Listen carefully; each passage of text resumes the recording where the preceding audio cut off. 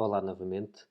Eu queria fazer um pequeno exercício que ilustra alguns conceitos do P5 que ainda não foram utilizados, mas que vos permite ver como é que podem utilizar algumas formas de programar um bocadinho mais avançadas e que permitem melhorar ligeiramente o funcionamento dos vossos sketches. Uma delas tem a ver com a utilização de vetores em vez de coordenadas puras e duras. Obviamente, trabalhar com coordenadas puras e duras pode funcionar muito bem se nós trabalharmos só a uma dimensão, mas quando começamos a trabalhar a duas dimensões ou a três dimensões, é importante traduzir esses valores em vetores e depois aproveitar as funcionalidades que o P5 tem para trabalhar com vetores. Portanto, vou propor fazer aqui um pequeno exercício em que vamos falar de vetores. Uh, Vamos pensar em, por exemplo, fazer um pequeno sketch que tem 800 por 450, que é uma pequena aplicação de desenho. Já fizemos isto na segunda ou terceira aula deste ano. Uma pequena aplicação de desenho que tradicionalmente vai desenhar linhas uh, segundo a posição dos ratos, do rato. Portanto, tipicamente, o que é que nós temos? Temos que desenhar uma linha entre a posição do rato, P-mouse anterior, P-mouse Y anterior e a posição atual, mouse Y. E se nós tivermos este sketch, o que é que temos? Temos um sketch que desenha linhas entre a posição prévia no frame anterior do rato e a posição atual deste frame do rato. Portanto, ao mexermos o rato, ele naturalmente vai estar a desenhar linhas entre o ponto anterior e o ponto atual. Ou seja, aqui o P-mouse é o ponto do frame anterior, o mouse sem o P é a posição atual. Ora bem, como é que nós vamos utilizar vetores para não termos que utilizar estas características todas? E porquê é que eles são importantes? Imaginemos que se nós quiséssemos utilizar um peso da nossa linha que está a desenhar conforme a velocidade de deslocamento do rato, ou seja, quando nos deslocamos devagarinho, a linha ser mais fina, quando nos deslocamos depressa, a linha ser mais grossa, ou ao contrário, normalmente o que é que nós faríamos nesta situação? Fazíamos algo como calcular uma distância entre o ponto anterior e o ponto atual e, portanto, íamos calcular qualquer coisa como criar uma variável distância igual a dist entre pmouse x, pmouse y, mouse x, mouse y. E depois de termos esta distância, iríamos fazer um stroke weight de um valor, vamos mapear a distância que vai, sei lá, entre 0 e pode ser a largura do ecrã, que é a largura maior que nós temos, e isto ia ser mapeado, sei lá, entre um valor de 1 e 10 pixels de stroke weight. Certo? Acho que me falta aqui um parênteses. E se nós fizéssemos correr este sketch, o que acontecia quando, quando nós aplicamos uma maior velocidade ao desenho que temos em mão, a linha fica mais grossa e quando aplicamos uma velocidade mais lenta, a linha fica mais fina. Outra coisa que nós podemos fazer é que também pode ser útil, é só desenhar quando o rato estiver pressionado. E, portanto, podemos pôr aqui uma condição, if mouse is pressed, ou seja, se o rato estiver pressionado, aí sim vamos executar esta linha de código. E, portanto, quando executamos este sketch, o rato agora já não desenha e só quando pressionamos e arrastamos é que ele desenha. Se calhar, outra coisa que podemos fazer, realmente, como eu falei há pouco, é fazer ao contrário. É dizer, por exemplo, que quando o rato se desloca muito devagarinho, a linha é muito grossa. Quando estamos a fazer um borrão. E quando o rato se desloca muito depressa, a linha é mais fina. Portanto, podemos fazer isto assim. Quando o rato se desloca muito devagarinho, é muito depressa, mas depois vai ficando mais fina. Vê-se ligeiramente mal. Mas o princípio é este. Vamos voltar aqui a pôr o normal. Ok? Pronto. Introduzir agora aqui assim a noção de vetores. O problema de utilizar isto nesta forma é que todas as contas que nós queiramos fazer temos que nos lembrar da posição anterior do rato, da posição atual, das coordenadas x, das coordenadas y, e para coisas muito simples. Isto é direto e não cria muitos problemas, mas para quando começamos a querer fazer sketches mais complicados, torna-se um bocadinho mais fácil utilizar vetores. E, portanto, se nós temos aqui, neste sketch, duas coisas que são o pmouse x e o pmouse y, que representam um ponto no ecrã, e temos o mouse x, mouse y, que representam outro ponto no ecrã, por que não utilizar vetores? Então, nós podemos fazer duas variáveis e dizer assim, a posição anterior, a previous, é a posição dada pelo pmouse x, pmouse y. Create vector pmouse x, pmouse y. E a posição atual, a, igual a create vector mouse x, mouse y. O P e o A, a posição prévia e a posição atual, são agora vetores que têm três componentes, x, y e z. Como estamos a trabalhar a duas dimensões, ele só vai guardar o x e o y, já nos vão se interessar o x e o y, mas se estivéssemos a trabalhar a três dimensões, mais à frente, quando formos trabalhar a três dimensões, podemos ter vetores com três dimensões. Sendo que nós temos agora o P e o A, por exemplo, calcular a distância, em vez de ser através da função dist e depois das coordenadas x, y de cada um dos pontos, pode ser calculada de uma forma diferente. Eu vou comentar esta linha e dizer que a distância pode ser dada agora pela distância que vai do P ao A. P.dist A. Se nós fizermos isto, podemos ver que continua a funcionar. Ou seja, torna o trabalho de calcular uma distância entre dois pontos que são dados por vetores muito mais simples do que estar a passar as coordenadas todas uma a uma, podendo uma pessoa introduzir erros e dessa forma ter que fazer debug depois ao programa para tentar descobrir onde é que se enganou. Assim não. Podemos utilizar a distância diretamente entre dois vetores, o ponto de partida e o ponto de chegada P. Atenção, porque claro, estes nomes P e A, vocês podem escolher os nomes que quiserem, são nomes de variáveis. Eu estou a usar o P e o A, que é o ponto prévio e o ponto atual. Da mesma forma, podemos substituir aqui, na linha, o pmouse x e o pmouse y por px e py. E o ponto atual por ax e ay. E temos o nosso sketch à mesma. Certo? Agora, isto é uma das grandes vantagens de utilizar vetores em vez de estar a utilizar as coordenadas. Mas vocês podem dizer assim, então, professor, mas aqui assim o px, py, ax e ay também poderiam ser substituídos, seriam muito mais interessantes. Porque aqui estamos a utilizar as coordenadas todas, em vez de estarmos a utilizar as coordenadas mouse x e mouse y e p mouse x e p mouse y, na prática estamos a usar as mesmas quatro variáveis. Tem toda a razão. E infelizmente seria interessante fazermos algo do tipo line de P a A. Acontece que a implementação do line ainda não aceita parâmetros que sejam vetores.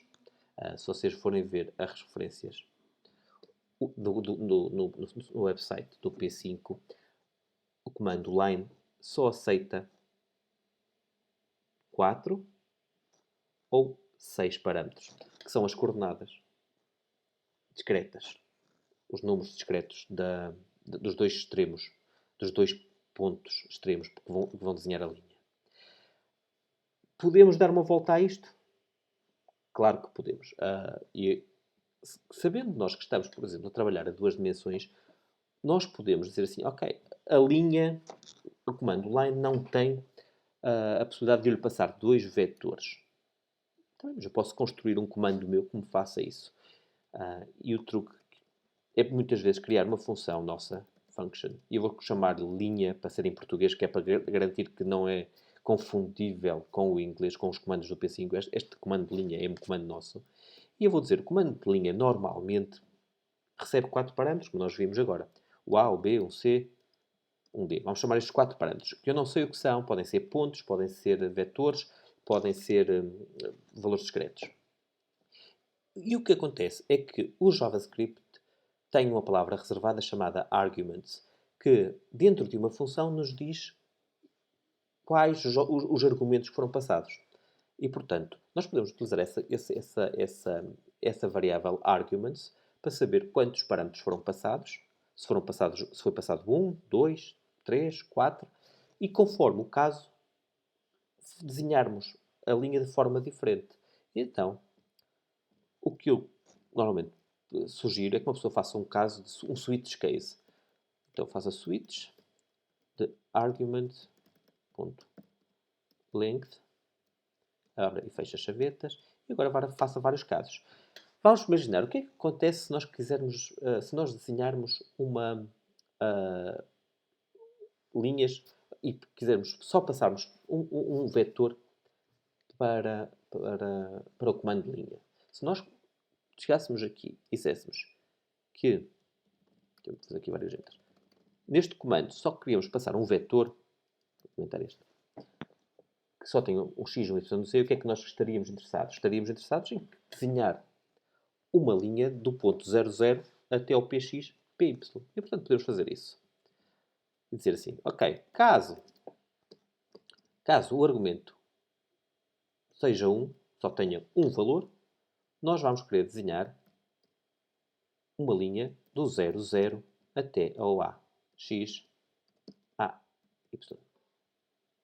Ponto e vírgula, break. Quando nós temos um parâmetro apenas passado para dentro da função, é porque passamos só este valor a. E, portanto, neste caso, queremos desenhar uma linha do 00 até ao ax, ao ay. Se passarmos dois parâmetros, ou seja, passarmos o a e o b, estamos no caso em que passamos dois vetores. Passamos o vetor de origem e o vetor de destino.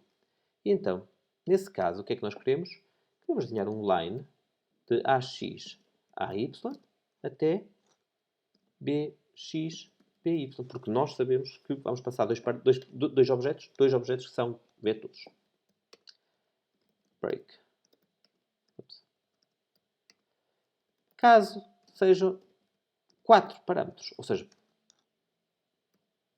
caso sejam 4 parâmetros, é o caso normal em que estamos a passar uma linha normal. E então aí o que é que nós fazemos? Desenhamos uma line A, B, C, D. São os 4 parâmetros pela ordem que recebemos e não fazemos mais nada, certo? E o default é outro caso. Com os outros casos podemos dizer que os restantes casos não vamos fazer nada. Portanto, podemos omitir o default. Ou podemos pôr os restantes casos como sendo default. Em vez de ser quase 4 casos, podemos dizer, nos restantes casos passamos à linha o ABC. Ok? Nós que fizermos este pequeno código, vou formatar aqui o código direitinho. Ups, save. Ele agora não faz save porque file, save para garantir que está gravado. Permite, com este pequeno código que vai testar se nós passamos 1, 2 ou outro número de argumentos, substituir o nosso comando line, que estava aqui em baixo, em vez de fazer o nosso comando line, tínhamos assim, podemos usar o nosso comando pessoal linha.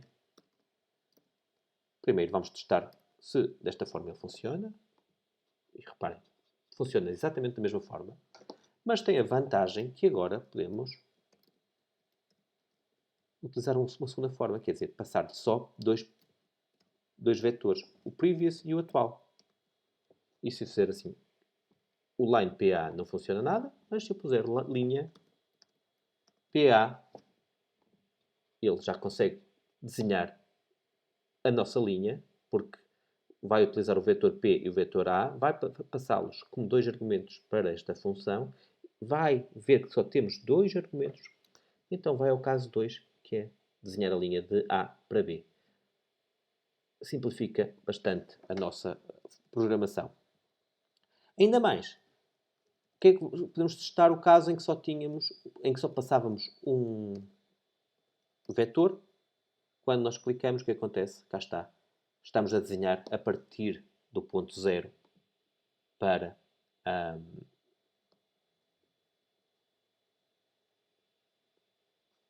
para a posição do rato.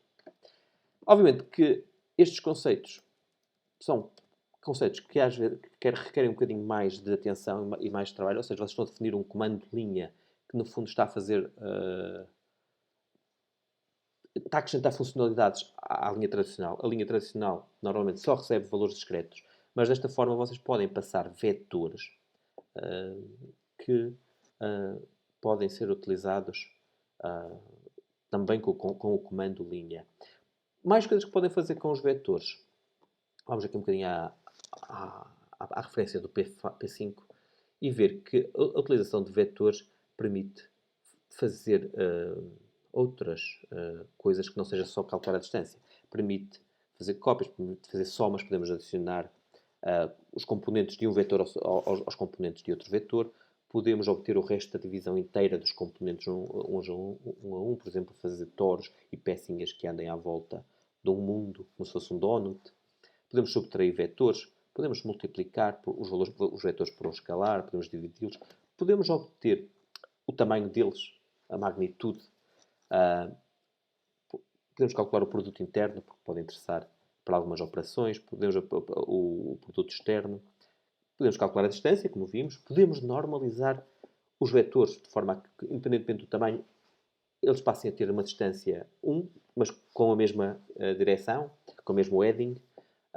Podemos fazer com que eles sejam de certo tamanho, podemos calcular a direção. E esta é que é a parte interessante, é que trabalhando com vetores, pelo menos a duas dimensões, quando temos partículas que se estão a deslocar no nosso canvas, nós podemos, com vetores, em vez de calcular, em vez de termos uma velocidade x e uma velocidade y, podemos dizer o nosso vetor, o nosso objeto, tem uma direção. Está orientado para norte, está orientado para norte, está orientado para, no sistema de coordenadas do P5, está orientado para 270 graus.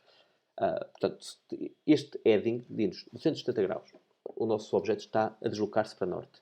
E permite que nós, nesse vetor de velocidade, se o quisermos rodar 90 graus, ou 20 graus, ou 10 graus, podemos, por exemplo, calcular, utilizando aqui o rotate, o novo vetor de velocidade, rodando o vetor atual. Ou seja, permite muito mais facilmente ter uma partícula que tenha um comportamento mais humano, mais biológico. Nós sabemos que nos deslocamos numa certa direção e podemos controlar esse vetor de deslocação que temos no nosso objeto. E, portanto, é uma das vantagens. Ou, provavelmente vão ver outros exemplos durante a aula. Se calhar vamos falar de outros exemplos e de como é que isto pode ser aplicado a objetos que tenham velocidade. Aliás, num outro sketch que vou pôr, se calhar, aqui em rodapé, podem verificar que uma forma de utilizar vetores para a posição e para a velocidade de um certo objeto. E para já, em relação a vetores, esta é só a introdução, vamos continuar a trabalhar isto e, portanto, convém estudar e perceber como é que eles funcionam, porque são muito importantes para trabalhar a 2D e depois posteriormente, trabalhar também a 3D.